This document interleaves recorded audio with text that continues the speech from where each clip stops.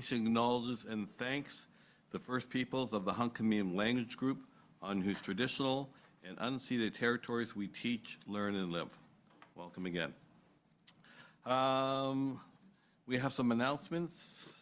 Trustees, I think we have 1, 2, 3. Who wants to go first? Doesn't matter. Heather? Okay. Earth Day, observed annually on April 22nd, is a global event dedicated to environmental protection. Since its inception in 1970, it has grown into a worldwide movement advocating for a healthier, more sustainable planet. The 2026 theme, Our Power, Our Planet, highlights the strength of collective action to defend and sustain the environment. Across the district, schools will participate in a variety of classroom and school-wide activities to recognize Earth Day. Environmental learning is embedded in many classrooms, with students engaging in projects and initiatives that promote sustainable practices within their school communities. These experiences provide meaningful opportunities for students to explore their role in caring for the environment and contributing to positive change. Earth Day aligns with Strategic Plan Priority 1, Success for All Learners, supporting our commitment to ensuring students develop the skills and global competencies needed for lifelong learning. Beyond April 22nd, our schools continue to foster environmental awareness and action throughout the year, demonstrating our commitment to a sustainable future today and every day. Thank you. Thank you. Trustee Wong? Thank you, Chairman. So a brief regarding the 2026-2027 annual budget will be accepted without prior notice at the April 22nd, 2026 regular meeting of the board. Please note that budget updates will be made available on the district's budget website. All budget feedback will be considered by the board as part of the budget process, which is anticipated to be completed by May 20, 2026. Thank you. You okay? Trustee Yang? Thanks very much, Chairperson. April is Sikh Heritage Month in Canada, an opportunity to recognize and celebrate the rich history, vibrant contributions, and leadership of Sikh Canadians in our schools and communities. First established in Ontario in 2013 and recognized nationally in 2019, Sikh Heritage Month invites us to learn more about Sikh histories, traditions, and values rooted in seva, equality, and justice. We honor the meaningful contributions and guidance of Sikh students, staff, families, and elders within our district and beyond. May this month be a time of learning, appreciation, and celebration of the Sikh community that continues to enrich our schools and society. Thank you. Thank you. Okay, Treasurer Wang, any materials not included in the package is available to the public? Yeah, Chairperson, all materials have been provided to public on the district website. Okay, thank you. Agenda, trustees, unless there's any additions to the agenda, can I get a mover and a seconder? Moved by Trustee Larson, second by Trustee Yang. All in favor? Thank you. Okay, I have a question. It's on page 3. So the council board, number 9, council board liaison committee. So regarding to the last minute, we have next scheduled time on. Do we need to come forward and put on here? It's April 29, 2026, 9A. 9A. No, noted. You got it? Okay, thank you. Thank you. Call the vote again. All in favor? Thank you. Okay, at this time, there are no presentations, briefs, or special recognition. We're going to move on to questions from the public. I'm supposed to read this. Before we begin the questions from the public portion of the agenda, I'd like to remind everyone that participation in this session must be respectful and in accordance with the District Code of Conduct and Policy 201, Board Operations. As per policy 201, each speaker will have up to 2 minutes to ask a question or make a brief statement, and the total time allotted for the portion of the meeting is 30 minutes.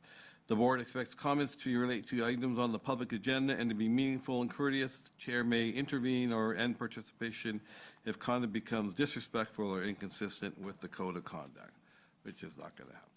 Thank you for your cooperation in maintaining a respectful and orderly meeting. Assistant Superintendent is collecting names over there. Thank you, Rob. All right, anyone have any questions? Liz? Okay. Dean Billings, regarding item 7A. Come on up.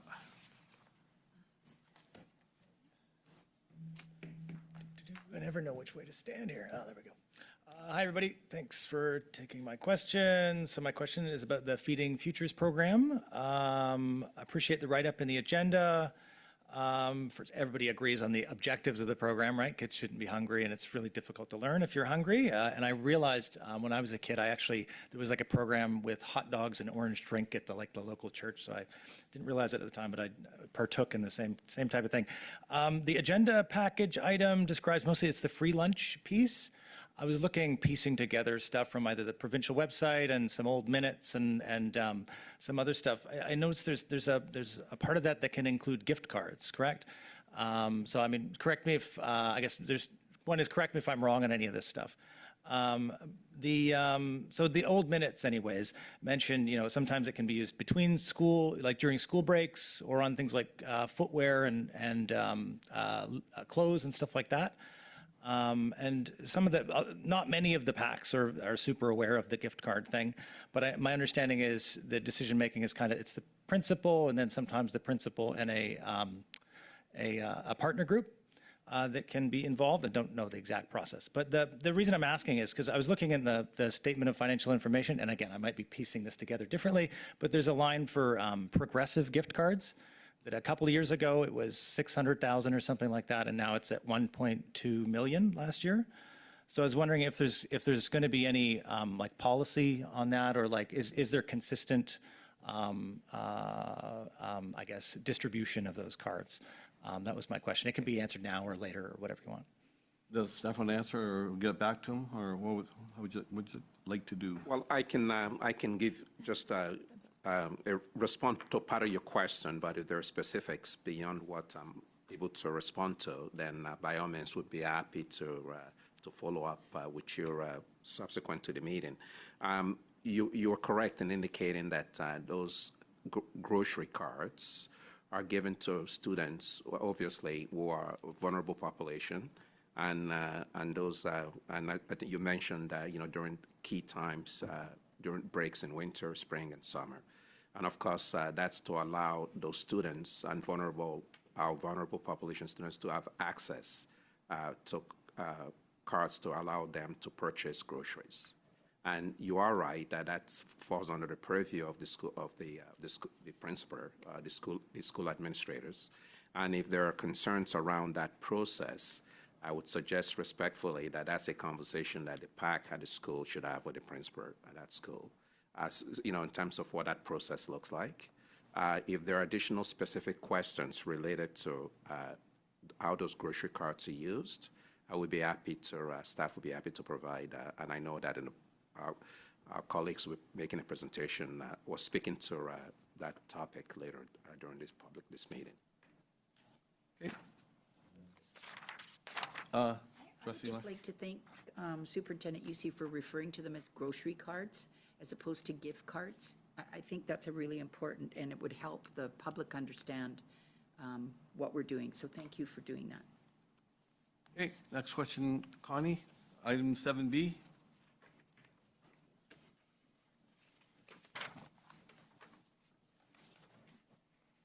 Good evening, chairs and superintendents. So I have a question on behalf of the RDPA.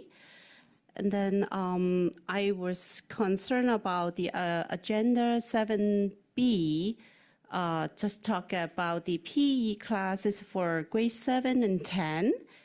My question is, because the topic that may be more sensitive for families, such as substance use and addictions or abuse preventions, parent will be informed how to school to teach the grade 10 student to using the CPR and AED.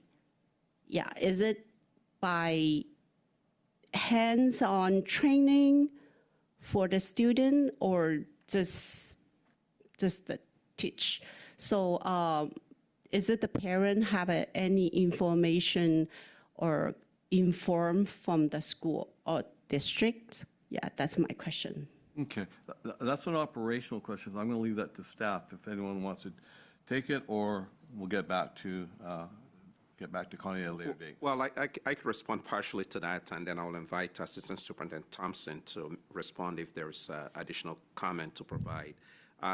As indicated in the report, indeed, just for the benefit of families in the 25-26 school year, those basic principles of health emergencies, the AEDs and the CP, that's part of the grade 10 physical and health education program, as you correctly pointed out. But if I understand your question correctly, it's what that looks like in terms of how that information is, that information is provided to students. I wonder if Assistant Superintendent Thompson could provide some additional details. Sure, yeah, happy to. Thank you for the question. Through the chair, the updates to the PHE 10 curriculum occurred enacted this year, and you're referring to the addition of learning standards connected to CPR and AED. So the curriculum is publicly available at all times for parents, and if at any point parents have questions about how that curriculum is going to be delivered to their student, their children, our students, your children, that would be best done by parents reaching out to the PE teachers or to the school principals to ask how that's going to look, as this is the first year of that being brought. It is a learning intention and a standard. Certification is not part of the curriculum, so students won't necessarily be receiving a full certification certificate, but it is part of the learning standards and the content for PHE 10 now. So any parents with question about curriculum, PHE or otherwise, it's all available online, and the best people to respond to what that will look like for their child in that classroom is their teacher. Thank you. Okay, thanks. Thank you so much. Okay, item 5 is our executive report. Superintendent Yusi. Well, thank you very much, Mr. Chair, and good evening, everyone. I'll be quite brief. After a very busy start to the year, the calendar year, we are approaching spring break. I just wanted to take this opportunity to wish our students and families and staff a restful, enjoyable break. I know that it's been a very, very busy 2026, and we're looking very much to continue the excellent work that is happening across our district.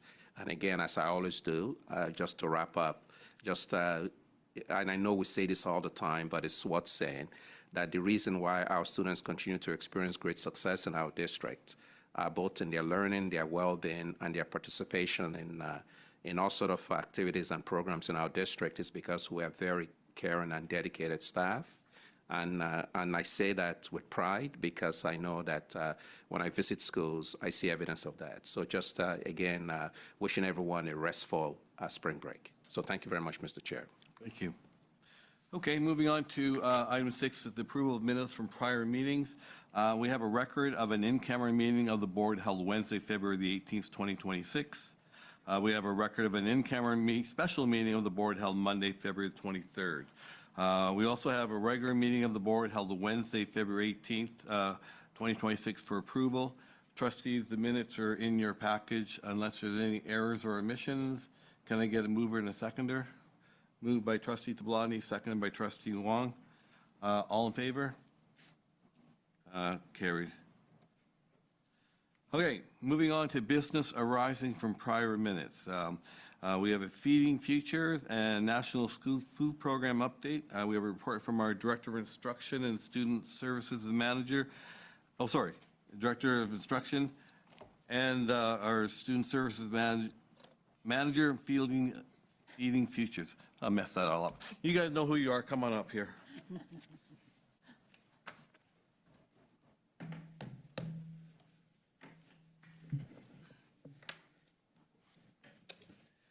Okay, thank you, everyone, and appreciate the opportunity to share this update that's in front of you in the report to the board.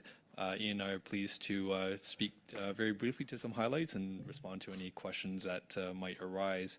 As you'll see in the report, there's a reference to the funds that are able to help us enhance food security supports within the schools, K to 12, through the Feeding Futures Fund, as well as the National School Food Program funding.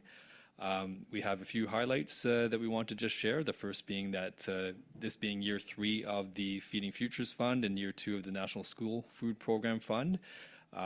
Really a concerted effort has been made in the last 2 years to enhance the quality and nutritious value of what's being delivered to the schools, especially in those community fridges that we see in every single school. So ensuring that, we know what kids like, and sometimes what they like isn't always the best thing for them, but we're really making a strong effort to make sure that the food quality is top-notch in terms of what students are accessing in the schools on a regular basis, whether that's through the community fridge or through the breakfast, lunch, and snack programs that are also offered to students in all the schools. I'll pass it to Ian to speak to the other 2 highlights. Yeah, so thank you for having us here. We've developed these partnerships with the community, making sure that we're meeting the diverse needs of our district. We're looking for smaller companies, local companies, BC, purchasing BC mostly. Most of our food in the schools are very dense in nutrition. They're healthier. They're very perishable. We're moving away from highly processed foods. There's a lot of fresh items in the fridges. And we're working with vendors that align with our value propositions of all the programs. Our approach is to emphasize the partnerships that are long living, and longevity is very important, and sustainability. We are also running the Universal Hot Lunch program. We ran the pilot in December and in January. During those 2 months, we selected 3 vendors that are servicing our district, and students have access to a hot lunch once or twice a month, and we've budgeted this for the rest of this year and into next year. All the students have the ability to access the style and the culturally appropriate foods that they need. So dietary needs and restrictions have access to that through our vendors. We've been getting very good feedback from the schools. There's been different platforms for usage. In the elementary schools, the food gets delivered to the classrooms, and in the secondary schools, the food is distributed by the vendors to the students. And during February and March, most of the schools in the district have onboarded. By the end of this year, all the schools will have onboarded, and we will be fully functional as a district, meeting all the needs of every single student in the district in 26, 27. We'll open up to any questions or comments. Do we have any questions? Trustee Larson. I don't have a question, but I have a comment, and I'm so proud of what we're doing as a district and appreciative of what it takes to make this happen as smoothly as it is. To be in the schools and see what's going on is truly amazing. And one thing that I find that is so important, not just that we're feeding the bellies of kids that are vulnerable, and but everybody's learning naturally. It's taking place by osmosis because they're learning how to take care of each other and what that means. And I think that's just combined with the feeding of the bellies and filling of the bellies is really rich. And it is feeding future. So thank you very much for what you do. You're welcome. Thank you for those words. David, followed by Donna, followed by Debbie. Well, thanks very much, Chairperson. I want to thank Manager Ian Lai for being here today, as well as our Director, Rav Johal. Thank you all very much. for the extensive work.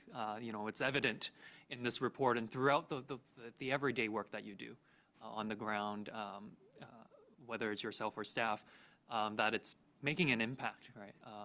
This is something that schools have been doing for a very long time, and now with that more or less sustained supports from senior governments, we're able to grow that capacity, right? And I think what your report is alluding to is the continuation of building that capacity and to ensure greater access. And so I want to thank you all very much for that work. I just have a couple of questions. I think the universal hot lunch is such a highlight in this report, in that this is one of the very few times that we're seeing our district move towards that universal model, right? Now we can talk about the frequency, right? But certainly that's again goes back to the capacity building, and certainly something I'm sure all trustees and future boards would support as well. But I just wonder what kind of food items we would typically expect from those once or twice a month deliveries to school. Thank you for that question through the chair. The food that we're providing is from vendors that have been servicing schools for many, many years, so they've got a lot of experience. They are preparing food that is nutritious, that children will eat. An example is this week we had cheeseburger mashed potatoes, we have shepherd's pie, we have butter chicken, we have a variety of vegetarian meals, dairy-free meals, gluten-free meals. And if there are any specific allergies, it is highlighted and flagged on every single meal that a student gets. So it's food that students like to eat. As much as we think it may not be the healthiest, nutritionally it is very dense. Well, and I think that the offerings you mentioned there are pretty good in that it gives the students utility, right? They feel good about the food, and that gets them through their day. And I think that's an important aspect too. Is you're in an environment where you feel happy, and I think that certainly adds to their experience at school. And then the other question is just around breakfast programs. So understanding that, that depends on the school setting and, how much staff support there are. I'm just wondering again, how many of those programs are still existing across our schools, and what kind of experience are we offering through those programs? Based on capacity in schools, a lot of schools have opted for grab-and-go breakfasts. Some schools are still having hot breakfasts where they have PAC support and staff support to run those programs. An example is Ferris. They run a breakfast program every Thursday. It's open to the whole school. They have parents set up a line. They have toaster, conveyor belt toaster. You can have jam, cheese, fruits, muffins, and yogurts during that lunch breakfast period. Well, thanks. And the one last comment I'll just make is just around the importance of the sustained funding from our senior governments. We've seen the province step up with that. The feds are now coming to the table, and I think through their messaging lately, that is something they is on the table for the short and medium term. But I think it's a good reminder too for us as a local school district to continue to have this issue monitored and advocate where we need to, because we can't assume those dollars will flow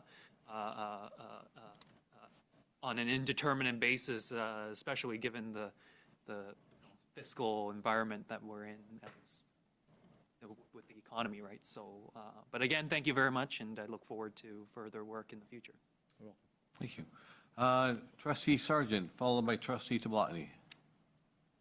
Yeah, thank you very much. Well, thank you, both of you, and I know your teams for making this happen on the ground. And I think perhaps people don't realize how many hungry children there are. And so it was really highlighted during COVID, when schools were closed. There were really hungry families, and there were hampers being made and help during that time. And I think it really made it clear that schools are not only the hub of everything, they're also sometimes the hub of food for young people. And so I think the importance of this is so much. I want to thank you very much. But I also want to pick up on the advocacy, because we've been advocating, continually advocating for a universal program. And there is a trial. And I think it's really important because this is a human right, I believe, food. And so that once you give it, you cannot take it away. And so I know you all believe this as well, but I think there's some more advocacy we could be doing as SD 38. And I think around the report, I think would be really good to share what's happening on the ground. And to our provincial bodies, ministry, and to the federal government to say, this has to carry on. I can't imagine it giving food and then not having food. And I know at the provincial level, this is always the discussion. So I'm wondering, our Secretary Treasurer, if she could reflect on funding and when that ends from the provincial and the federal. And then maybe at the next meeting, we could talk about a letter or a package that could go to vote. So I pass that over to. Thank you. Okay, thank you, Trustee Sargent. Trustee Tablani, followed by Trustee Wong. Sorry, I wonder if the ST could speak to that now, or do you want to next meeting? Next meeting, that's fine. Okay. Thank you. Trustee Tablani? Yeah, well, it's good to receive this report. You know, as Trustee Sargent mentioned, you know, during COVID, the concern was for feeding kids that were used to getting food at school and relying on it. And the production was amazing, and Mr. Lai was heading that. There were bags and bags of food going out to kids on a regular basis, and principals and staff were delivering it. And we kept those, you know, those kids were fed, and that felt good. Now, it's my understanding we're still doing some of that. Is that correct? Are we sending, principals are delivering bags or backpacks of food to certain, you know, to some kids still? Is that correct, like on holidays and weekends? No, Not anymore? Right now, we are aligned with one community partner that provides a hamper that families can pick up on a Friday for a weekend. Okay. As you know, mentioned previously, there are grocery gift cards available for students who access these programs during times when school isn't in session. So spring break, winter break, summer break, and also with that correspondence that goes out to families is also a list of community resources that students and families can access in the community when school is not in session. And it's good to know that that is going on, because, you know, when a school is out, those kids are still hungry.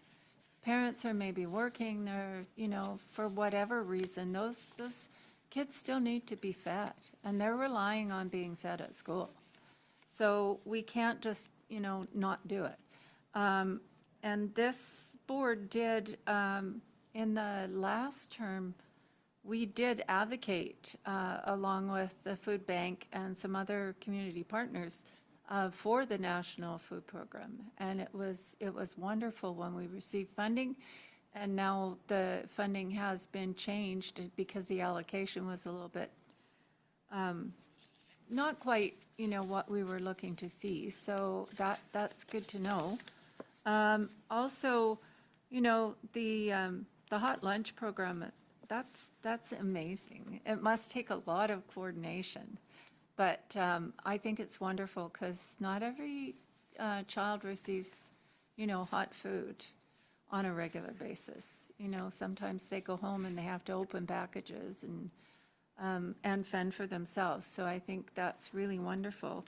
And I can tell you, you know, with the aid of the community and the food bank, sandwiches are delivered to schools and kids can take sandwiches when they need them. The fridge is full of good food. And I can tell you what our Rotary Club does a pancake breakfast every month. We serve pancakes, we have cereal, yogurt, juice, all kinds of fruit. And I'm telling you, those kids are hungry. And we see kids coming for like 6, 7 pancakes. And, you know, so there is need out there. The parents can come with them. It's a fantastic thing to do and so rewarding.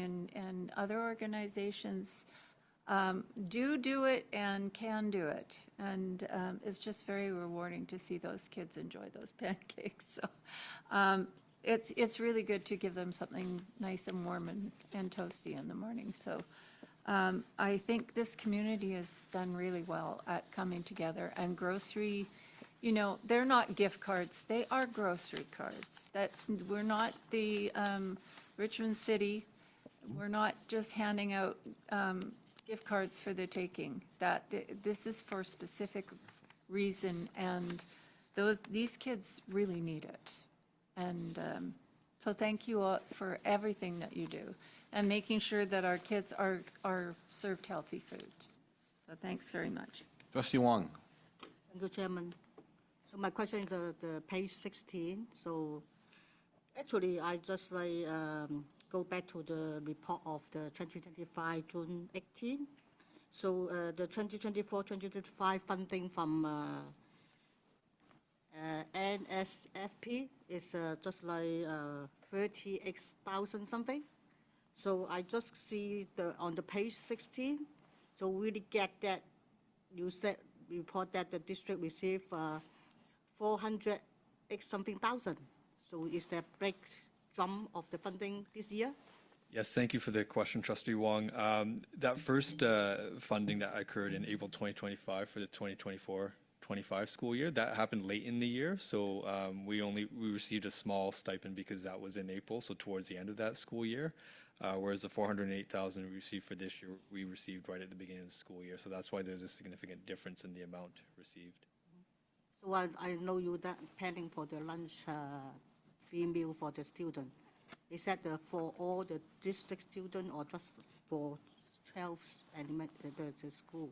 So the NSFP funding, there's specific schools that have been identified as needing augmented support. The spending criteria, as you see in the report, is very similar to Feeding Futures, but that money from NSFP is for some specific elementary and secondary schools that have been identified with community and provincial data as, you know, having more vulnerable students and needing more support with food security.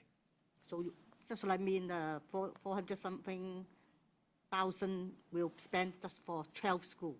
Yes, we anticipate spending all that this year for those schools. Yeah. So I need to really clarify if someone asked, is that for all whole district school or just like focus on this 12? Yes, it's focused for those schools. Okay, thank you. Yes. The district has their Fiji-Cape program, and I'm just curious, where does that Fiji-Cape funding fit into all this? Well, I mean, I think, thank you, Chair, for the question. I think, you know, Richmond in many ways was ahead of the curve in terms of that Fiji-Cape program being established for many years prior to Feeding Futures. What we are doing with the Fiji-Cape funding is, and all the community donations, that we tailor specifically for students who are in the alternate programs, students who are in the Indigenous education program, as well as students that we service through our integrated child and youth team. So we're making sure that we're still utilizing those Fiji-Cape funds for specific student populations. Okay. You know, it's very timely that you're here tonight because I just sent out the invitations for the 2026 Fiji-Cape Open at Mylara Golf Course with all the funds and net proceeds going to Fiji-Cape. And I should have figured this out when I left house, but I'm pretty sure we raised over like $150,000 over like 5 years. So, but it's good to know it's going in the right places, and gentlemen, thank you for the work you're doing as well. Any other questions? Trustee Sargent? No? All right, gentlemen, thank you very much. Thank you. Okay, we're going to move on to our next topic, substance use awareness and prevention in physical and health education K-12. We have a report from our Assistant Superintendent Thompson and Director of Instruction, Student Services. The report's attached. Thank you so much. Good evening, everyone. Rav and I, Director Joe Hall and I are very excited to be here today. The report you have before you is in response to a motion that the board passed at the October board meeting. And we're excited to share with you a bit of an overview of the physical health education curriculum and how it lives in our schools in terms of both our community partnerships and opportunities for teachers to enhance their practices and curriculum delivery in this area.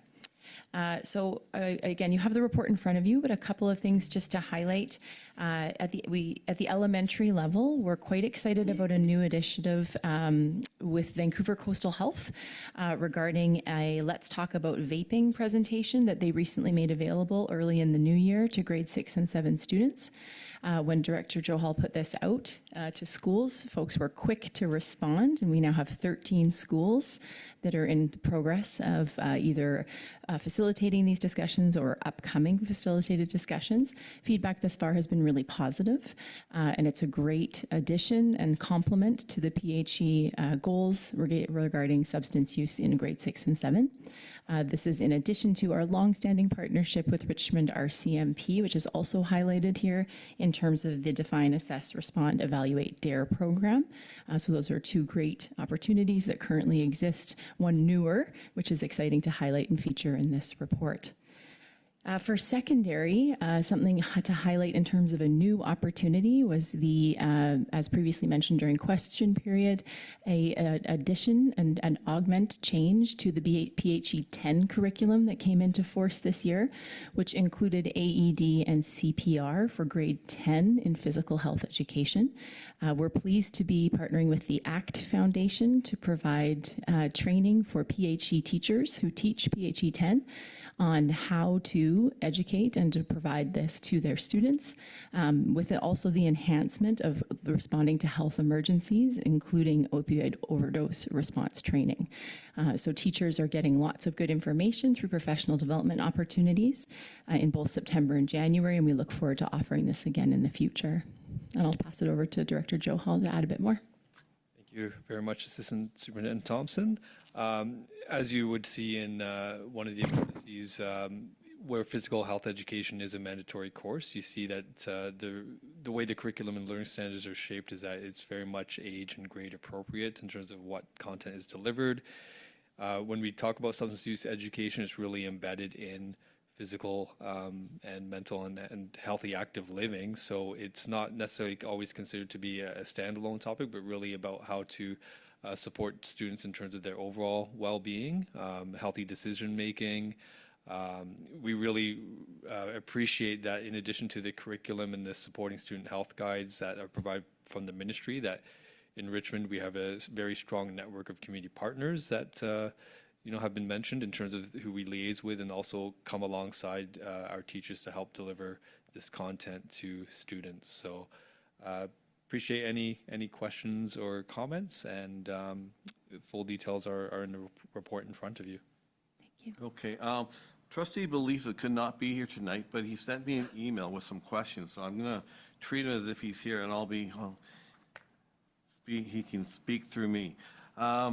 At the outset, I would like to thank the executive staff headed by Superintendent Yusi, Assistant Superintendent Bronwyn Thompson, Director Rav Joe for their highly informative and comprehensive report on substance use awareness and prevention in physical and health education K-12. Please allow me to respectfully raise some oversight questions and critique that might be helpful in our governance function regarding the topics above mentioned. So I'm going to put my 5-minute clock on him, and let's see how far we get.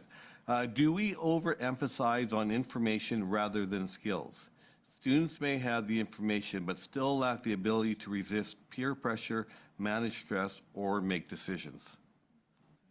And sorry, I can't elaborate on any That's of the okay. questions.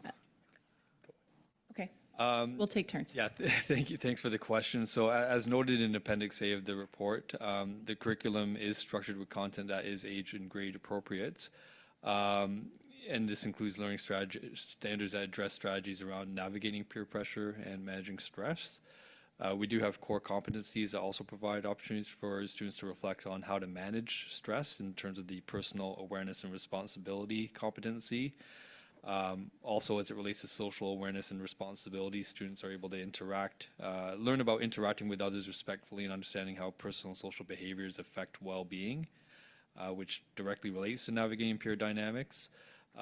Resisting peer pressure and managing stress is routinely discussed in many curricular and co-curricular settings through both formal and informal channels. So that could be through classroom discussions, interaction with caring adults in the building, whether that's teachers, education assistants, youth workers, and school counselors. Okay, thank you. Do we have a limited focus on mental health links? Programs sometimes treat substance use as an isolated issue rather than part of a broader well-being and mental health education. I'll continue. Thank you for the question. So as noted within the report, the physical and health education is embedded together to support the development of all aspects of student well-being, aiming to empower students to develop a personalized understanding of what healthy, active living means.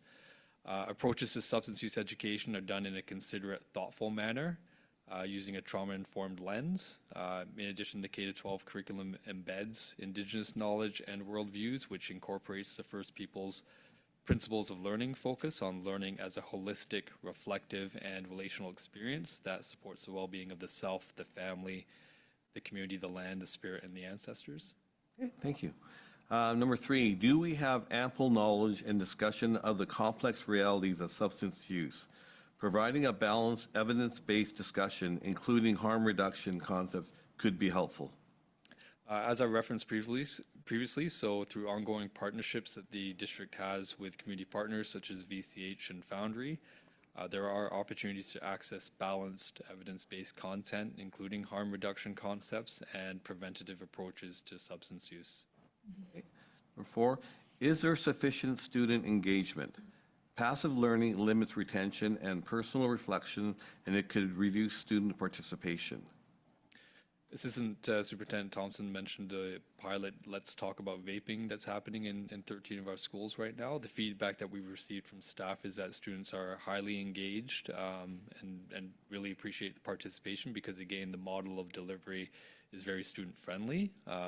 Trivia competition and really honing in on what students' curiosities and questions might be. I would anticipate that in many of our classroom settings that because of students' awareness of realities of the local community and beyond, that there is a lot of engagement around this topic. Okay. Question number 5, do we have enough ongoing reinforcement? Substance awareness is sometimes taught in a short period of time, and learning may not be reinforced as students face new pressures in later grades. Yeah, thank you so much for the question. I think Appendix A really provides a bit of an articulation about how the learning outcomes connected to substance use awareness and education build over time. And so it really takes into account a increasing depth for students to be revisiting and circling around this knowledge continually from K to 10 at an age-appropriate way. Okay, thanks.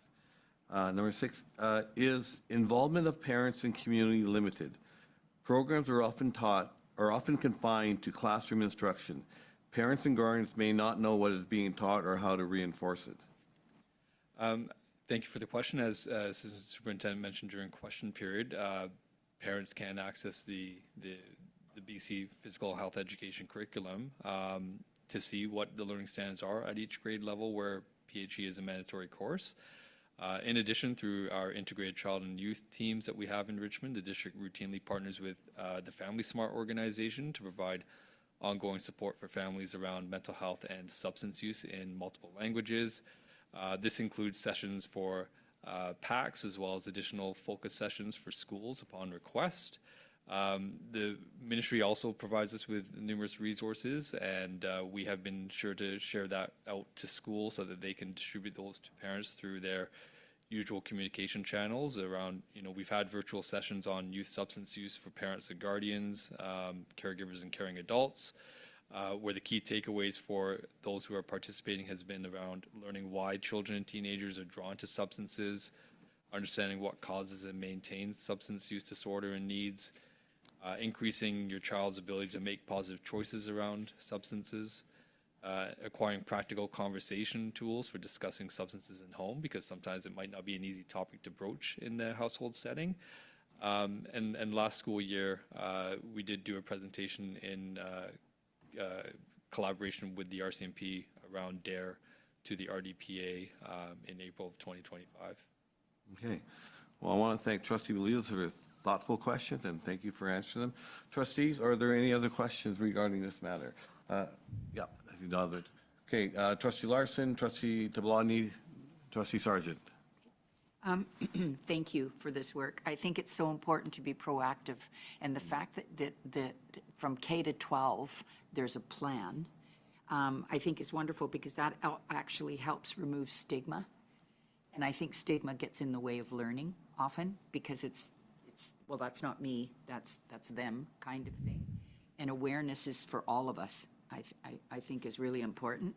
So, and I'm so impressed with the list of our partners, community partners that are providing resources, simply for the fact that learning is personal. We all know that. We all learn a little bit different than the person beside us. And so to have these various groups that probably approach in a certain way, our teachers approach in a certain way, I think it's rich. So thank you for this. But again, the embedded part in the learning from K to 12, I think is so important, because we hear things, the kids see things, whether we like to think they do or not, they do. It's simple as that. And so to have an awareness to, even if it just triggers a question, to go home and ask somebody or a teacher is life-saving. So thank you. Thank you. Trustee Tablani, followed by Trustee Sargent and Trustee Yang. Yeah, well, really happy, to see this report. It's quite extensive about, the things that are taking place in our district. And I'm glad to see that we're teachers and, administrators and are working with the ACT Foundation. I think it's an excellent foundation, and teachers, to my understanding, are getting their training through that foundation for the AEDs and training on naloxone and opioid overdose training, which I think is really important. And I'm hoping that they're then in turn teaching their students how to do that. Is that correct? They're passing down that information to the students to meet the PHE curriculum? Yeah, thank you so much. So through the chair. So yes, the intention of professional development sessions is for teachers to obtain the skills and the training and the information to help them then deliver the curricular outcomes to their students. And so what the ACT Foundation is doing is enhancing the skills of the teachers in this specific curricular area, which they then bring back to their students and deliver the curriculum learning standards. Yeah, because if you go on their website, it's very interesting, the training that they're doing for teachers. And I had highlighted this a couple of years ago, that this organization, was groundbreaking in helping prevent overdoses and doing valuable life-saving training, for teachers in schools. So happy to see that. And Vancouver Coastal Health, I have to thank them too, because the tobacco and vapor reduction coordinator regularly liaises with the district staff. And I think that's really fantastic, because, there are a lot of young kids that are developing these, habits early. But I think that we're starting to curb that. And I think it's fantastic that they're, you know, they're encouraging kids to make wiser choices because the impact on their health is enormous in the long run.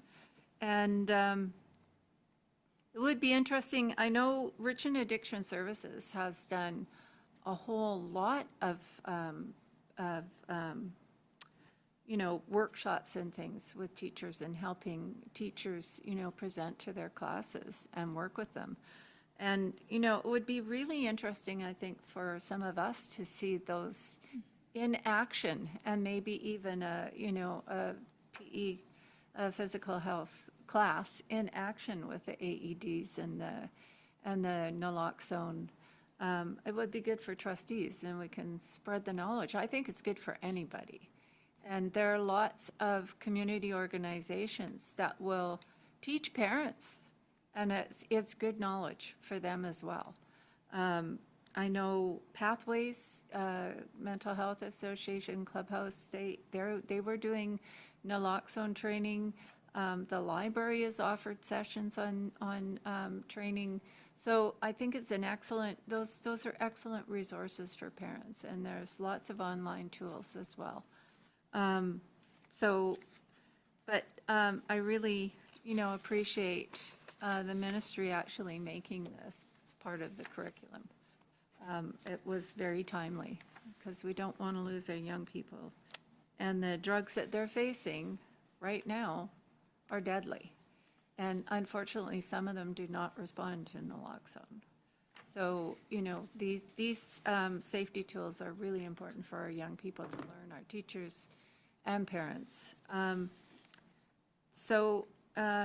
Yeah, just putting a bug in your ear. It would be interesting, and maybe at Education Committee, we could also bring out some of these organizations that are working with teachers and maybe have a joint session to present to us. Okay. Knowledge is key, but thank you very much. Trustee Sargent, followed by Trustee Yang. Yeah, thanks very much. This report is extensive, and I really like the links on the bottom of the report. I think this report is a resource, and I hope it goes on our website.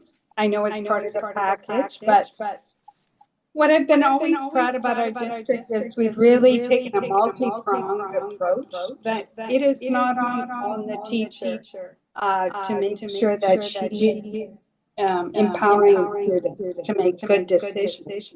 That it takes a whole team, the whole community, VCH, RAS, all of these ACT, and parents. And I know the ministry has had this as a huge focus. And the Erase website is incredible. It has great resources for parents. Like we're going to do all this work together. But I heard you talk at a different time, Assistant Superintendent, about really was impactful for me, about our students are making incredible decisions. And I don't think we talk about that enough. I think it's good to review what we're doing, add new things, work with all the partners. But I'm not sure we talk about thanks, students, for thinking and really making good decisions. And the data is showing that. And I'm just wondering if you would want to just speak a little bit about that, Assistant Superintendent. Thank you. Thank you so much. Yes, I'm happy to share a little bit, and I really appreciate you highlighting the links in Appendix B. They are very much intended to be a resource, so thank you very much. As part of the report, Director Joe Hall and I also highlighted that much of the work we do with our partners is also participating in community-level health data. And so I believe what you're speaking to, Trustee Sargent, is our students participate in things like the Youth Development Instrument, as well as the McCreary Adolescent Health Survey, over several years. And what that does is it provides us with community level health data for us and our partners, like VCH is a key partner here, to look at longitudinal changes in terms of our students' understanding, and then their also identified use of these pieces over time. And so the students tell us really what they know, what they need more of. And it's also a way for us to look at our students in Richmond on a comparative level to the province. And so these are publicly available community health reports, specifically the McCreary and the YDI, really give us some good indication. And so what we do know as of 2023, and I'll turn it to Director Joe Hall because I think he has some more up-to-date information from McCreary, is that our students are using both tobacco and vaping products at a far lower rate than the rest of the province, which is great in terms of we want to continue to provide good education and good resources to our students, and also celebrate that our students are making really great decisions. And so it encourages us to continue doing the good work and continue partnering with these folks and continue supporting our teachers into delivering all of these great learning outcomes and learning standards. But I will turn it over to Director Joe Hall because I know he meets with many of the researchers and these folks on a regular basis. Yes, thank you. I mean, across the province, we are seeing 25-year lows in terms of students, use of different substances, whether that's alcohol, cannabis, vaping products. We're also mindful that in Richmond, that the number is even lower than many other jurisdictions in the province.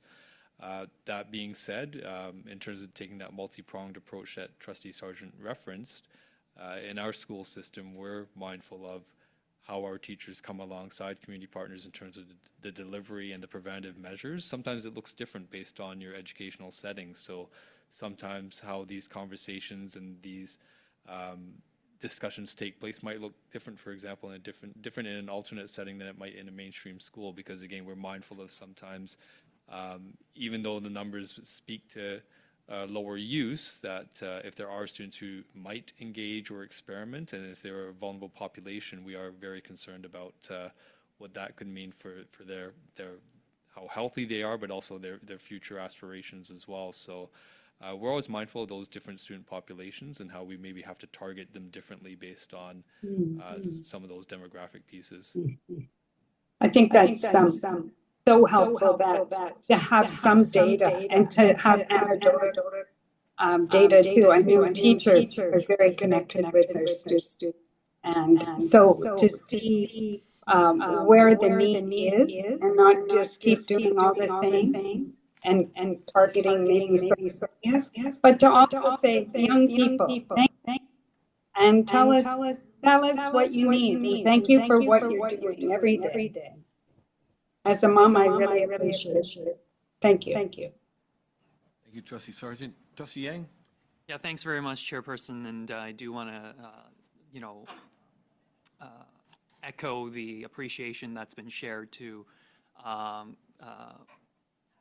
staff on the work that's been done, not only for this report but the very programs and the very progress that we want to be making as outlined in the report. And I just want to first of all say that I think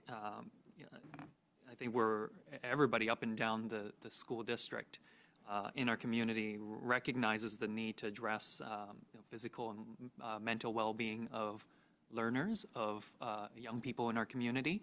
And it's especially important given the increasingly toxic substance supply that is out there, and the complex factors that impacts mental well-being. So let me just first of all lay that out there. I did have a question and then some comments questions to staff, and then some comments just around age appropriateness of the curricular content. And I was wondering if either of you can speak a little more about that from a pedagogical perspective, right? Because what I do hear from folks that are doing the work in prevention and assisting those in need is, sometimes you would introduce certain ideas at an age perhaps too early, and that leads to negative consequences as well. And that really speaks to that age appropriateness piece and the importance of it. So I was wondering what that process would look like across these programs and considerations. Maybe I'll start. As an elementary educator by training, I think maybe I'll lead off with a bit of elementary information, and then maybe I'll pass it to my secondary colleague next to me to sort of expand on that. I think what's a nice piece to sort of touch on is, again, Appendix A in terms of looking at how it builds in terms of the learning standards and how teachers might meet the needs of the learners in front of them using familiar perhaps resources or stories or different pieces that might surface this, because you'll notice even just with with some of our younger learners, I can give you an example sort of at a kindergarten grade 1 level. It talks just a little bit about hazards and unsafe situations. And so that might be, if you don't know what something is, get an adult. It can also be teaching to, for example, on different household items. There are little warning labels and different pieces. And so those are often like infographics or pictograms often become a common theme that happens sort of in those initial early stages. And so that's really just a good, I guess, instructional example of how teachers would take information that just sort of talks about, warning labels on common household items or things that students might come across in their everyday life that really meets this idea of that there are different types of substances. There are things that you might put in your body that are good for you, and there are things that you might not put in your body because that's not good for you. So that would be a very early example, building up to when you start to look at sort of grade 4, 5, 6, and I really want to highlight 5, 6 as a critical piece here, because what's introduced at that level is really then you start talking about sources of health information. And that's where I really can't emphasize enough how grateful we are for the partnership with Vancouver Coastal Health in terms of being able to work with a reliable healthcare source provider and introduce students to those resources at that critical age where they might be looking online potentially. And now we know with social media and other pieces, helping students understand right around that age, really how important it is to understand reliable sources of health information just because of the sheer multitude of misinformation that's out there. So that's some examples, instructional examples of what it might look like in elementary school, but I'll turn it over to my colleague to speak maybe a little bit to the 8 through 10. Yes, thank you. I mean, when you move into a high school setting, there's so many opportunities, even beyond PHE, to have some of these discussions, a lot of cross-curricular connections that can be made. For example, in the Career Life Education 10 course, where there's a significant amount of focus on healthy decision-making, healthy choices. I mean, that's a perfect entry point to be able to talk about substance use. I know that schools often use their conference days as an opportunity to bring in some of the outside partners, and I've heard a couple of the other ones that we didn't detail in the report, but Pathways, Clubhouse, RAS, they are actively doing work in schools and brought in to work alongside teachers as well.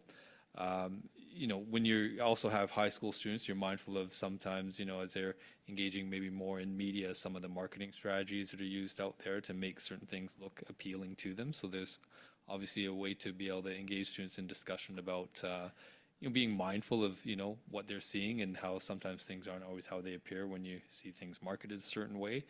I did want to point out that, for example, in some of the senior grades, there's mention about strategies to protect themselves and others from potential abuse, exploitation, and harm in a variety of settings. So often we talk about peer pressure, and there is also very positive peer pressure that can come about from some of the discussion in these classrooms in terms of students being able to look out for one another, look out for their friends who might be struggling and might be, entering something that maybe they really shouldn't be doing. So how can they support their peers and, when necessary, involve adults to help their peers, in terms of being able to address certain challenges that might come up. So it can look different.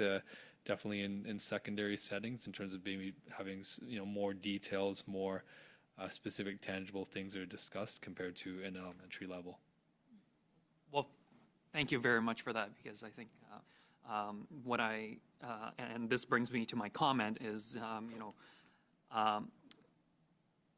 the capacity building on some of these perhaps newer initiatives, even the curriculum, right, where it's been adjusted over the last couple of years. I think it's really important that we allow that process of capacity to building to happen, and the showing your work is very evident in this report, right, in the instruction strategies and the partnerships and the course offerings.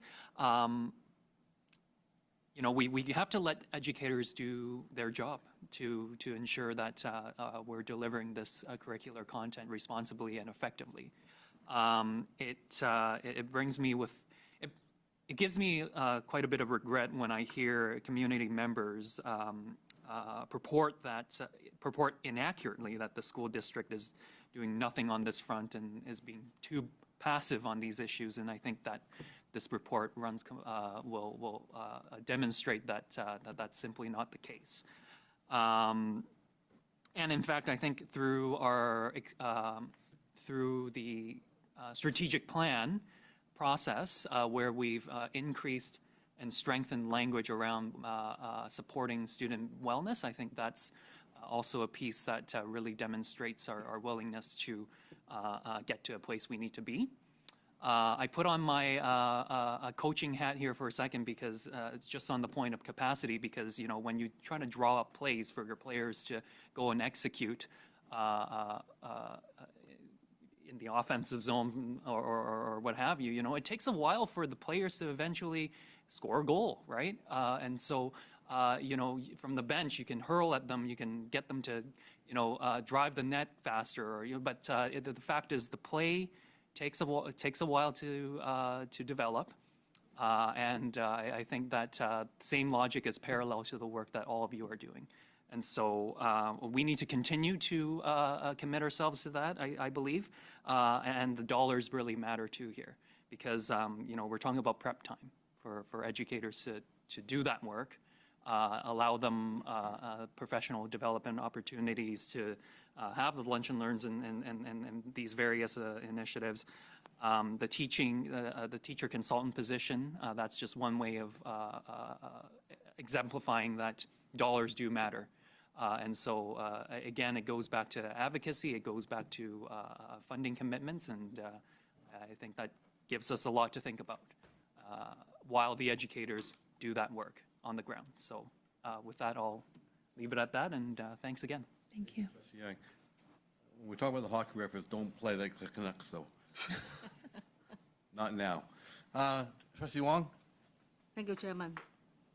So thank you that the detailed information. I think that the parents really glad that have this information, and really regret to our, just like our school board, district to provide that for the student from K to 12. So I really say that is that provincial government at Ministry of Education and Childcare is the order to the grade 10 student have a training of the CPR and AED. Yes, so in grade 10, so what you see before you in Appendix A, those are, the way the curriculum is standard is there's organized, there's big ideas, there's curricular competencies, and then there's curricular content. And so what the ministry provides for educators is here's the what and here's the how. And so the CPR and AED, as you can see here, is it's a what. So it's basic principles for responding to emergencies. And so that's really the big idea, is how can we help our young people, specifically our grade 10 students? What the ministry would like us to do is help them be prepared to respond to health emergencies. And then there's a comma and it says including, and it specifically cites CPR and AED. And so that is written exactly as you see in Appendix A in the curriculum. It's not only on the website, it's the in-person, is a training for them. Yes, this happens during, for students who might be taking PHE 10 as a virtual course, which occurs throughout the province, that might occur online. But for students who are taking PHE 10 in person, these curricular, this content would be delivered in person as part of their class. And so again, that might look slightly different at different schools, and it doesn't necessarily mean a full first aid certificate, but what it does mean is how would we respond to a health emergency? Let's talk about CPR, let's talk about AEDs, let's talk about other things that could help in a health emergency, such as naloxone or other resources that students might need. Okay, thank you. Yeah. So just like I still really like that you provide the Appendix B, the link of resource, really useful for people to just like the public to go click the link to see. Thank you. So now we just have an erase website. So do you just like, I really request that planning for these few links is go to our school website. Is that okay or not? Oh, that's a great question. That's a lot of buttons down the right-hand side. Why don't we take that away? I appreciate that both you and Trustee Sargent have said how valuable you found Appendix B. We'll take that away as staff and think about how we might find a place to locate this for families to refer to. Thank you. You just get a title and when you click it. The little button. I understand. Thank you. Got a quick question on the DARE program. So the DARE program, we're basically 12 schools at a time or 12 classes, and there's a 2-year span or something. Question, is there a wait list for that to get in there? I mean, if you have like a certain number of spots, you either have not enough, just right, or too many, sir. No, thanks for the question. We do work alongside the RCMP and meet with them regularly to make sure that we're able to work with them in terms of what is able to be delivered upon. So we don't have a wait list, but we have found over the last couple of years that typically tends to be the number that we're able to support. Yeah. Assistant Super Thompson and Director Joel, thank you very much for answering all these questions. No problem. We're going to move on now. We have one more item under business arising, and I believe we have a recommendation regarding proposed district calendars for the 2026-27, 2027-28. Assistant Soup Nather?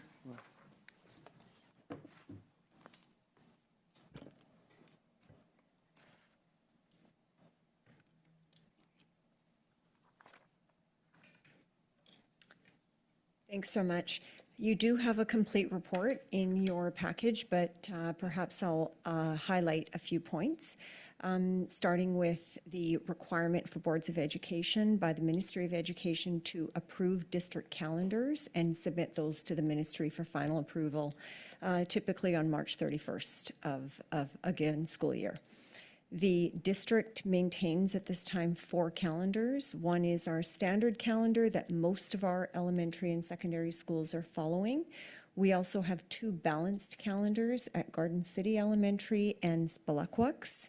And then Richmond Virtual School has a calendar as well. Those are the calendars that are presented in your package, and they are presented for the next 2 school years for your approval. These calendars were developed by the District Calendar Committee, which is comprised of a number of partner groups, including the RDPA, the RTA, CUPE, RASA, RMAPS. And they were circulated for feedback from members of those partner groups. Following that, these calendars were posted on the district website for a period of 1 month for public consultation. We did receive one piece of feedback on the calendar, and that was a suggestion to consider moving the October Professional Development Day to later in the month to allow for a longer period of instruction in the month of October. We did consider that, but the October day is aligned across the province as a provincial professional development day. And so we do, like all other school districts, observe that particular day. The other piece of feedback was when September 30th occurs on a Thursday, to consider adding an additional holiday for families to have a longer period to travel and so on. And of course, this would require an addition to the instructional minutes of every school day, which would be more of a challenging process to go through. So for that reason, staff are recommending at this time that the board approve the calendars as they are presented for the next 2 school years. Following the board's approval, they will be submitted by March 31st to the Ministry of Education for their final approval. Okay. Before we take questions, I'm just going to move along here. Looking for a mover and a seconder for the So recommendation. moved. Okay, so moved by Trustee Sargent and seconded by Trustee Yang. All right, questions, folks. Trustee Yang, go ahead. Yeah, thanks very much, Assistant Superintendent. Just a quick question for the calendar at RVS. There's a different category. I think it's only a week in August, but it's what's called Other Days in Session. What do those days entail? Thanks for the question. So the days are office days typically, and so these are not instructional days. As you're aware, RVS is our online provider, and so they do follow a bit of a different calendar with students engaged. Students do have up to a full calendar year to complete a course.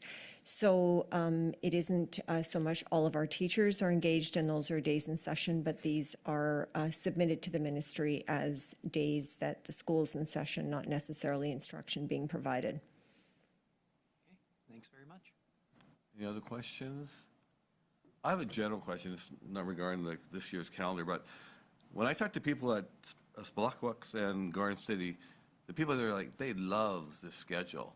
And I'm just curious, like, is that growing within the district? Could we expect another school to come forward, or people are fine with that with those two schools?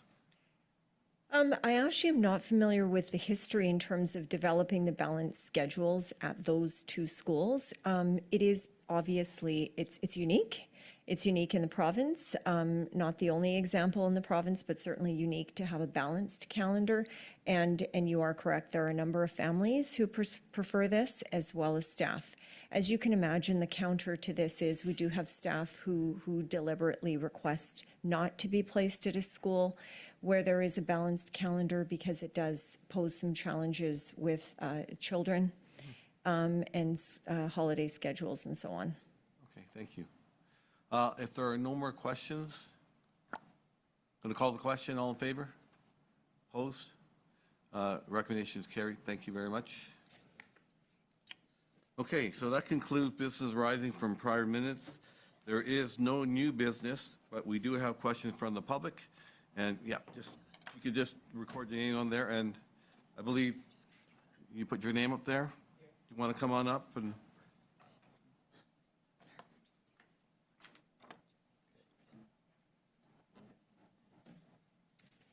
Okay.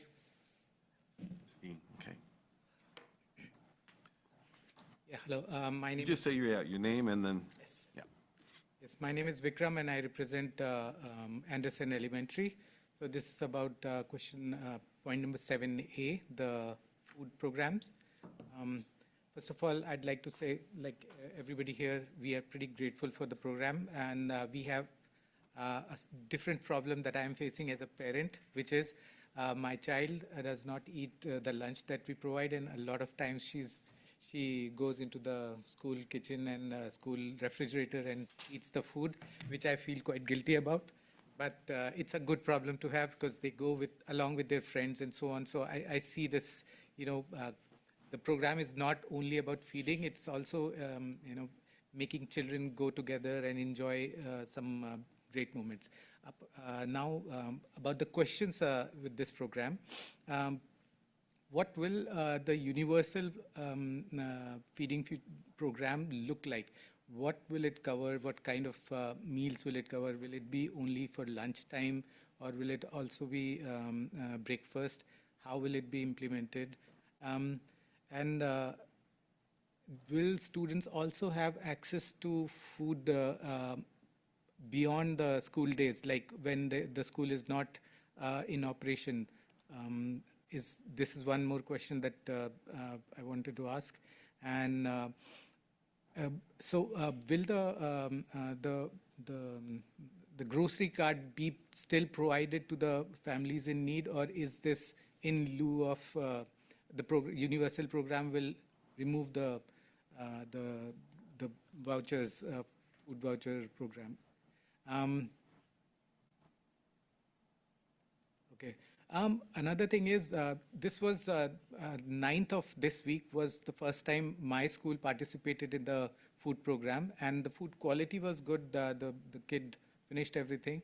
What some parents were asking was, how is the quantity decided? Is there a measure of quantity for each packet size? Like, if it's rice, how much is it 100 grams or 200 grams for small, medium, and large packets? Because some parents are also wondering whether the food is going to be enough for their kid or not.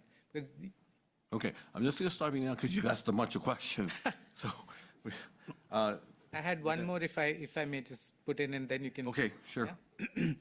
So the last is, there's a fruits and veggies program also, so where you get fruits and veggies distributed to classrooms. I'm talking about from elementary school perspective. And sometimes it's a fruit, sometimes it's a vegetable. Will this program be subsumed in the universal food program? And if not, then how do we decide what fruit and vegetables are provided to kids? Because if it's an apple or an orange, it's fine. You can give it to the kid and it's fine. But sometimes if it's bell peppers, it's very strange to give children 2 bell peppers or something like that. So these were the questions that came up in our discussion. Those are a lot of questions. Superintendent UC, Well, through the chair, first of all, thank you very much. Those are all excellent questions. What I would advise you, what I would encourage you to do, if you have not done so, is please put those questions before your school principal. And if they don't have the direct response to your questions, they will ensure there is somebody in the district who will provide that response through the principal to your attention. So I would please do follow up with your school principal and with those questions. Fair. Thank you so much. Thank you. Thank you for the question. Oh, Trustee Yang? Well, I did have a question for Vikram here. Yeah, so you mentioned you were from Anderson Elementary, and you had some comments around the quantity of food, right? And recognizing that it is a larger school in our district. Like, are you seeing that as a challenge? Because in your comments about quantity, like, are you seeing that as an issue? So, personally, my child is very small, doesn't eat much, so I'm fine with it. But there are children that I've seen, because I sometimes we participate in food distribution for hot lunch and all. Some kids do need more quantity than others. So there are kids in our class who will borrow food from each other and so on. And then there are parents also who do genuinely worry, because some kids have very specific minimum food requirements and so on. So that's where the question is coming from. So I guess more about the students that might be hungrier. Hungrier, and parents everybody would like to know what is the amount of calories or general amount that this much food is being provided. Especially because it's a new program, and for us it was absolutely new. So ordering one small didn't mean much. Small packet, will it be enough for my child, or should I order medium or something? That's it. Okay. Thank you. Yeah. Thanks for coming out today. Thank you very much. Dean Billings?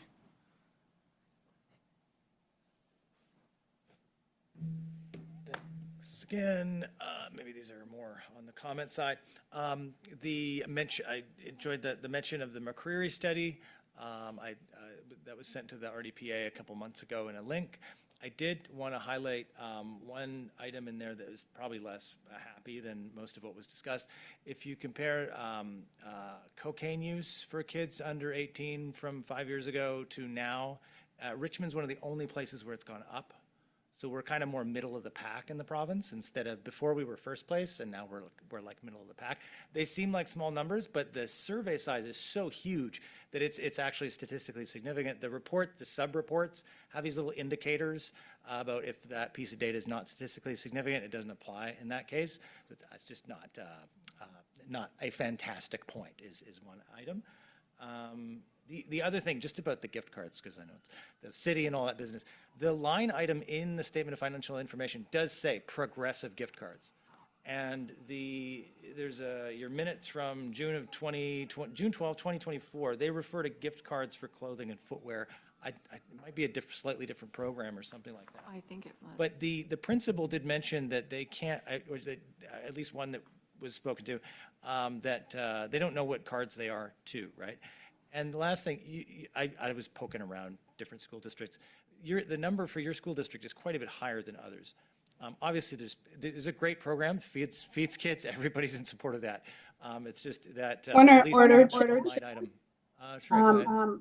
This is an opportunity for questions, and there's facts being shared. I'm not sure they're correct, so could we get to the question, please? Sure. I guess, do you guys get any other reports on the gift cards that are not shown to the public or haven't been discussed yet?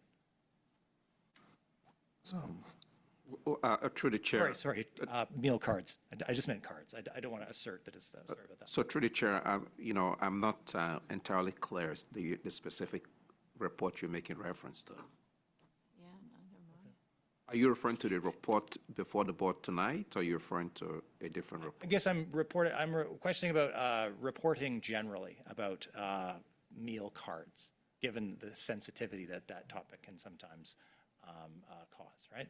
Well, if I, through the chair, if I could just comment again, as was the previous response around the fact that students do receive grocery cards, and through the NF, what is it? NF, I'm looking, the NSFP, piece as well.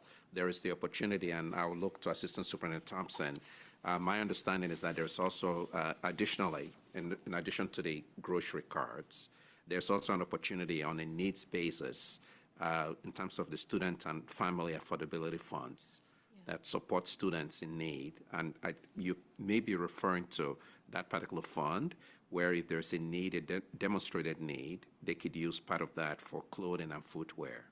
So I don't know if you're referring, that could be what you're referring to. Just to be very clear, there is the grocery card, which is intended for vulnerable student populations. Again, as determined by the school administration in terms of a support process. And then there is the other one, there's the other reference that is made to the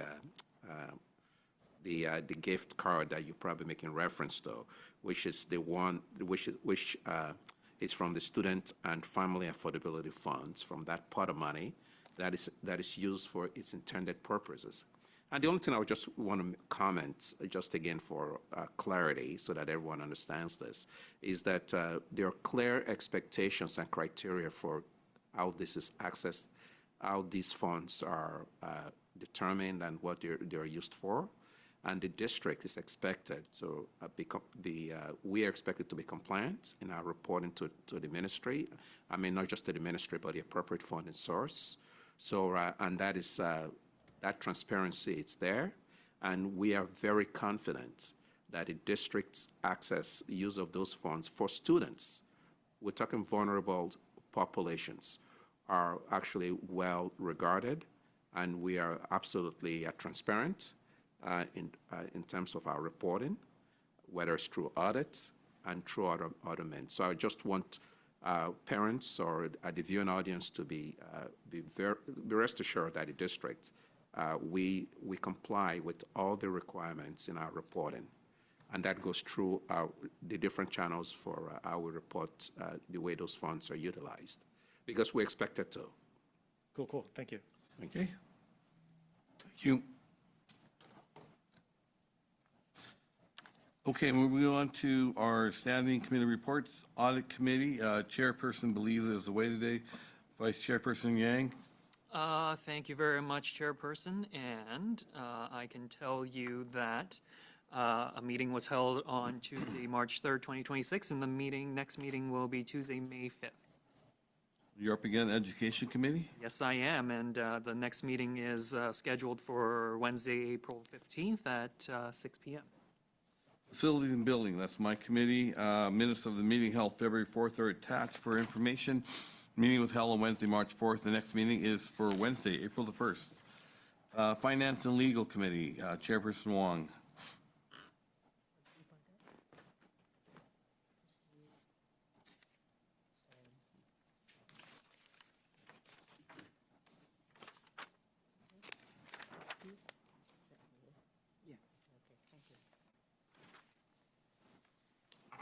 And the next meeting scheduled for Wednesday, April 15, 2026 at 10 a.m.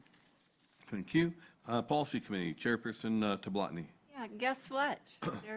There are no recommendations. I know, that's actually, That's very unusual. Not that we haven't done any work, but no, there's nothing coming forward this time. So the next meeting is scheduled for Monday, April 13th at 11 a.m.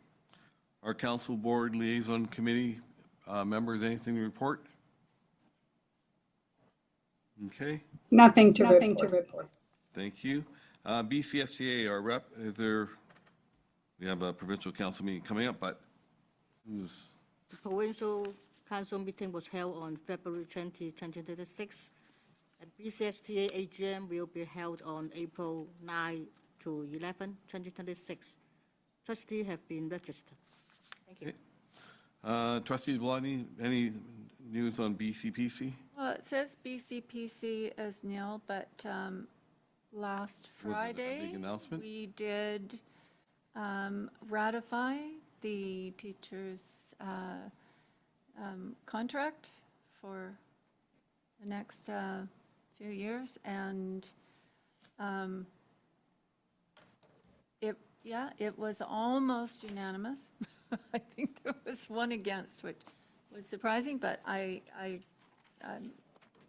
it took I think the biggest issue was that people didn't know how to vote electronically. That took the time, but yeah, it was pretty overwhelmingly supported by trustees. Okay. Rest of the province. We have no correspondence. So looking for a mover and a second to adjourn the meeting. Moved by Trustee Larson, second by Trustee Wong. All in favor?